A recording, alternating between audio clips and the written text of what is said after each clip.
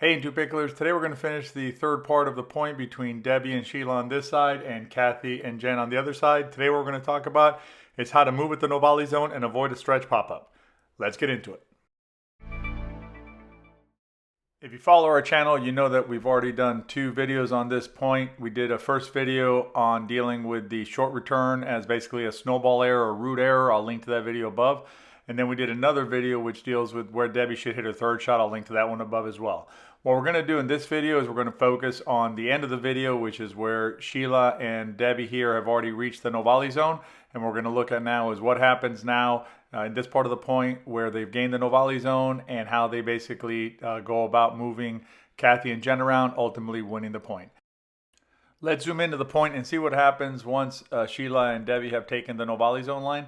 And what we're going to do is we're going to look at how when you're dinking in pickleball, your movement at the no volley zone is critical. Here, Sheila dinks the ball directly at Jen's feet.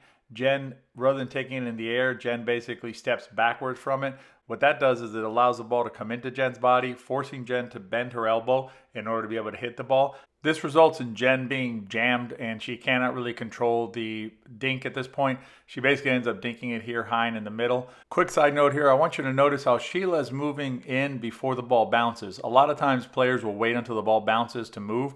That's too late. Here Sheila is making a move forward before the ball even bounces. She's anticipating where the ball's going to bounce. That will allow Sheila to have more options on where she hits the ball once the ball is ready to be hit. Because Sheila anticipated where the ball is going to be and moved into position, she can now aggro dink the ball. What you're going to see here, she can basically hit the ball anywhere she wants. She can dink it in any direction, she can drive it in any direction, or she can lob it in any direction. So she really has a lot of options here as to what she does with this ball. Let's note here that the tables have turned. The point started with Jen and Kathy at the no volley zone and Debbie and Sheila as a serving team back at the baseline trying to work their way up. At this point of the point, Sheila and Debbie now have control of the point and now can basically dictate the terms of the point and put pressure on Kathy and Jen, leading up to them winning the point. After hitting her first dink to the left, Sheila takes the next dink out of the air. That robs time from Kathy and Jen in terms of their recovery.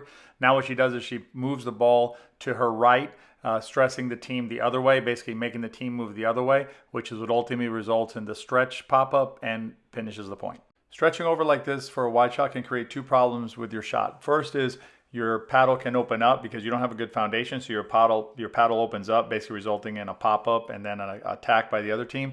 The other problem is because you're out of balance and you're coming back up, you're not as ready to respond, and also your paddle can also get moved down. What you'll see here is Jen's paddle basically comes down as she's getting her balance back, and then she's not ready for the ball when it pops into her body. Looking at it from the other side of the court, that's a really good attack by Sheila because Jen's been stretched out wide. She's off balance. So going at her body there is just a really effective offensive shot. Let's take a couple of minutes now to see how to avoid the stretch pop-up here.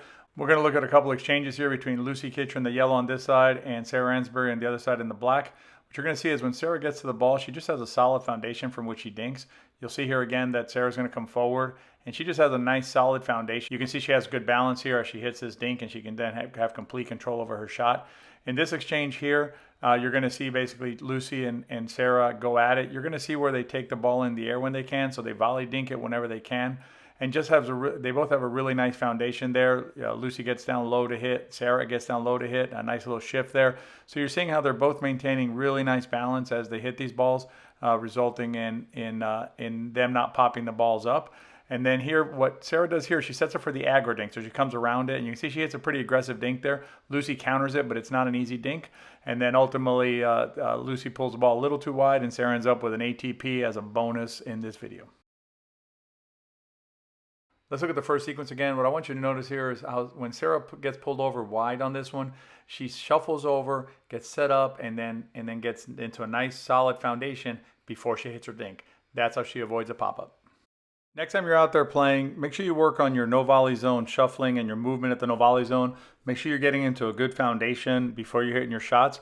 That'll help you avoid pop-ups. It'll also help with your paddle preparation, and it'll help you generally improve your results. Good luck out there.